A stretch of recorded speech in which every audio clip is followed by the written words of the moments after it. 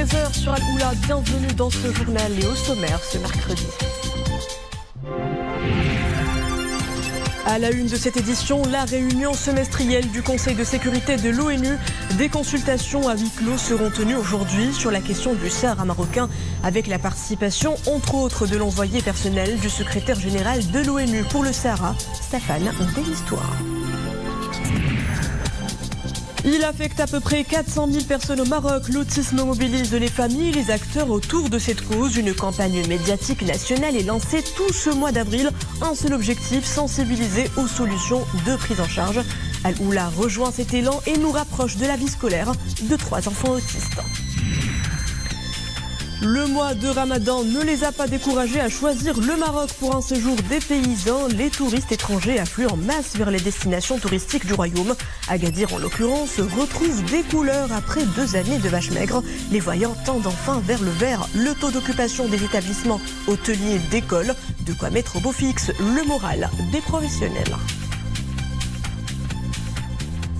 Bonjour. À New York, le Conseil de sécurité de l'ONU tient aujourd'hui sa réunion semestrielle de consultation à huis clos sur la question du Sahara marocain. Une réunion à laquelle prend part l'envoyé personnel du secrétaire général de l'ONU pour le Sahara, Staffan de Mistura, ainsi que le représentant personnel du secrétaire général et chef de la MINURSO, Alexander Ivanko.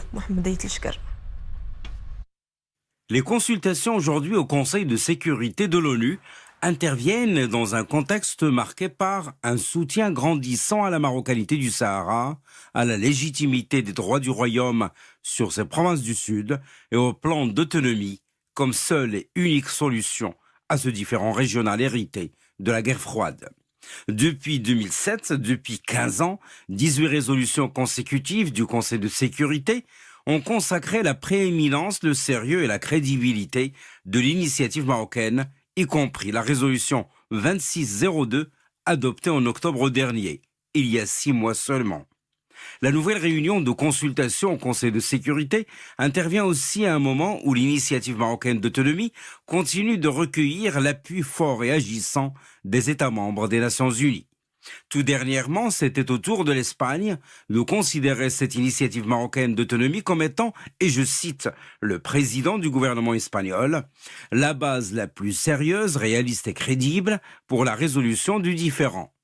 Cette position a été exprimée le mois dernier dans un Pedro Sánchez à Sa Majesté le roi Mohamed VI. Le président du gouvernement espagnol l'a réaffirmé lors de sa visite dans le royaume à l'invitation du souverain. En janvier dernier, l'Allemagne avait également considéré le plan d'autonomie comme un effort sérieux et crédible du Maroc et comme une bonne base pour parvenir à un accord à ce différend régional. De leur côté, les Philippines, ce grand pays d'Asie, ont exprimé leur soutien ferme à la souveraineté et à l'intégrité territoriale du Maroc, tout en qualifiant de bonne base le plan d'autonomie pour résoudre le différend régional. Cette position a été exprimée par le ministre philippin des Affaires étrangères lors d'une visite qu'il a effectuée au Maroc en mars dernier. Les récentes décisions espagnoles, allemandes et philippines interviennent après la reconnaissance par les États-Unis de la souveraineté pleine et entière du Maroc sur son Sahara et leur soutien à l'initiative d'autonomie. La marocanité du Sahara, très largement reconnue, reçoit de plus en plus de témoignages, des plus palpables, des plus concrets, avec notamment l'ouverture de nombreux consulats généraux de pays arabes, africains, d'Amérique, dans les villes de l'Ayoun et d'Dakhla. Pas plus tard que fin mars dernier, l'Organisation des États de la Caraïbe orientale, qui regroupe 6 États membres de l'ONU, Grenade, Saint-Vincent et les Grenadines, Antigua et Barbuda, Sainte-Lucie, Dominique, Saint-Christophe et Niévès, eh bien, cette organisation a ouvert son consulat à Dakhla, justement. L'ouverture de ces consulats consacre ainsi la reconnaissance internationale de la marocanité du Sahara. La situation du stock national stratégique des produits pétroliers est satisfaisante. Ce sont les propos de la ministre de la Transition énergétique et du Développement durable. Le stock national des produits pétroliers est suffisant pour couvrir entre 30 et 40 jours de consommation selon le type de produit, explique Leila Benali. Des projets sont programmés par ailleurs par le secteur privé pour la création d'une capacité globale supplémentaire de stockage de produits pétroliers d'un investissement d'environ 3 milliards de dirhams à l'horizon 2023. Le rétablissement des liaisons maritimes en provenance d'Espagne redonne vie au port de Nador Bninsar. Des liaisons quotidiennes le relient désormais au port d'Almeria. Hier, le premier ferry à passagers à bord de véhicules y a accosté. À son bord, 300 passagers et plus de 100 véhicules. Un trafic appelé à redoubler à l'approche de l'été. Rappelons que le rétablissement des liaisons maritimes entre le Maroc et l'Espagne est effectif depuis près de 10 jours. Les compagnies maritimes ont repris progressivement leurs services passagers entre les ports marocains de Tangemed et de Tangéville et les ports espagnols d'Algésiras et de Tarifa.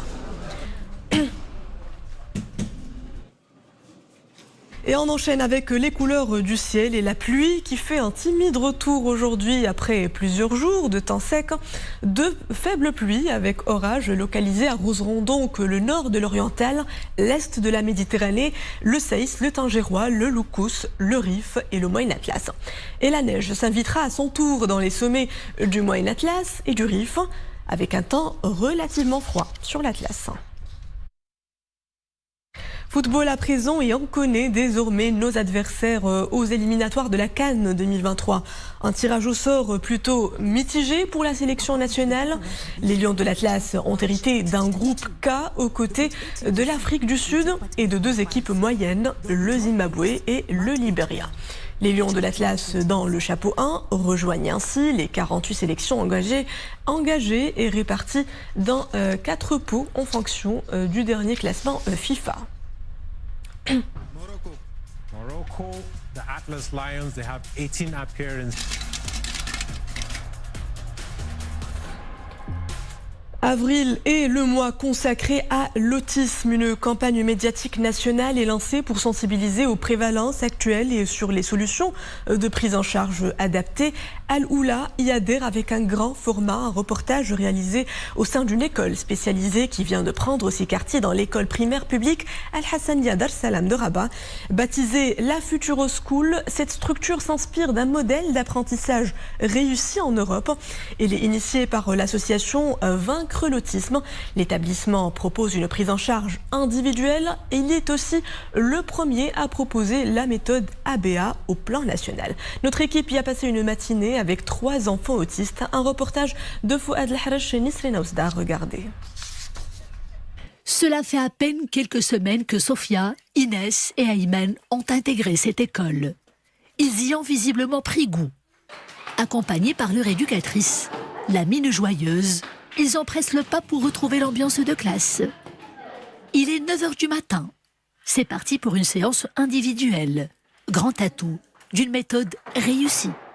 Ça mise sur la régularité et le long terme. Parce que c'est l'anniversaire. Oui, parce que c'est l'anniversaire. Champion Inès. Inès, 6 ans, se livre à un premier exercice. Lire des chiffres, reconnaître des objets et remettre des photos à leur juste place. Chaque bonne réponse est applaudie par son éducatrice, car le pouvoir de l'estime de soi chez l'enfant autiste peut faire des miracles. Changement de classe et d'accompagnatrice pour Inès. L'heure pour elle de se détendre et de dessiner. Là, notre professeur, c'est couleur bleue. Sa maman vient de la rejoindre. Une mère fatiguée par plusieurs années de combat. Elle est aujourd'hui soulagée, car de légers progrès sont déjà là. Actuellement, elle communique très bien, donc elle n'arrivait pas à s'intégrer beaucoup avec les enfants, donc elle était toujours avec les adultes. Donc là, c'est le contraire. Donc c'est elle qui va chercher les enfants pour jouer avec eux.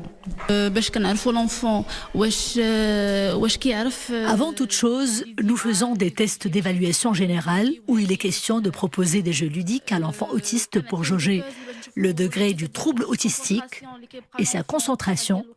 Et en fonction des résultats, nous élaborons des programmes bien précis et adéquats.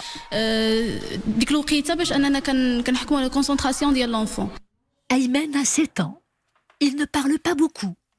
Ses yeux sont braqués sur ces petites pièces colorées. Sa concentration est maximale pour réussir un puzzle assez compliqué. Que fait le maçon? Il construit des bâtiments. Bravo! Dans la salle d'à côté, Sofia, 12 ans, elle suit un cours adapté à son âge. Et ça se passe aussi bien pour elle. Mais comment un enfant autiste peut-il bénéficier de cette formation spéciale et prometteuse ? Un parent il peut contacter l'association déjà, on va la recevoir comme on fait avec tous les parents pour lui exposer comment ça marche, quelle est l'implication des parents dans le cadre de cette prise en charge au niveau de l'intervention, au niveau de la guidance parentale et des supervisions. Et après, on voit quelles sont les solutions économiques pour mettre en place. Vous avez des personnes démunies, personnes non, pour impliquer à prendre en charge les enfants. Et notre critère de sélection le plus important, c'est l'implication des parents. Il faut que les parents aient compris cette prise en charge et qu'ils veillent de cette prise en charge parce qu'elle demande un investissement aussi du côté des parents. Pour joindre l'utile à l'agréable, les enfants pris en charge apprennent tout en s'amusant. Dans cette ambiance bon enfant, certains révèlent des talents, d'autres se confient sur leurs rêves.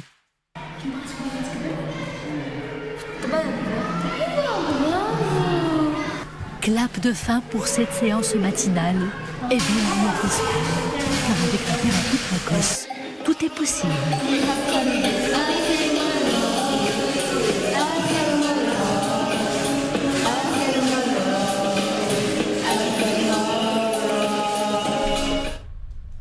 Et après 2 années très calmes, les cités touristiques du royaume renouent avec leur effervescence habituelle. C'est le cas à Agadir. Des milliers de touristes arpentent chaque jour la perle du Sud. Les lieux emblématiques de la ville ne désemplissent plus. Les réservations d'hôtels décollent. Les hôtels refont donc le plein, un coup de pouce économique au commerce et restaurateurs gadiri. L'affluence est appelée à doubler cet été. Les professionnels s'impatientent. Voyez ce reportage de Hijab Tamek, Mouassassim Bilal Bouazawi et Nisrine Hamdawi pour le commentaire. Agadir renoue avec ses beaux jours. Les visiteurs étrangers sont de plus en plus visibles sur sa corniche et sur sa marina. Les activités de loisirs reprennent de plus belle. Ce groupe de touristes vient tout juste de rentrer d'une excursion en yacht. Tous semblent être ravis de leur virée marine. L'excursion, c'était très sympa, très sympa. Je pensais que j'aurais eu plus chaud pour pouvoir me baigner. Je me suis pas baignée parce qu'il faisait froid, mais c'était très sympa, ouais, très agréable et l'équipage très très sympa aussi. J'ai trouvé effectivement Agadir très très convivial. Enfin, c'est le Maroc comme on l'aime, enfin que je ne connaissais pas d'ailleurs. Et ça a été un réel effet de surprise au niveau de l'accueil. Le Marocain est vraiment très social. Les Français ne sont pas les seuls à choisir la capitale de Sousse comme destination de choix. Certains visiteurs sont venus de très loin, du Danemark ou encore des États-Unis. Je suis originaire de Los Angeles, en Californie. Je visite le Maroc en compagnie de ma meilleure amie qui vit à Madrid. Et c'est elle qui m'a recommandé cette destination. Je n'avais aucune idée sur Agadir. Je connaissais uniquement Marrakech et Fès. Une fois ici, j'ai été agréablement surprise par la beauté de la ville, ses plages, ses yachts dans la marina. Tout est beau. Le climat est agréable. La ville est juste magnifique. Nous profitons au maximum de notre séjour. Nous avions traversé 2 années catastrophiques. Tout le secteur en avait pâti. Maintenant, nous vivons une vraie embellie. Les touristes étrangers sont de retour à Agadir. Notre activité reprend de plus belle.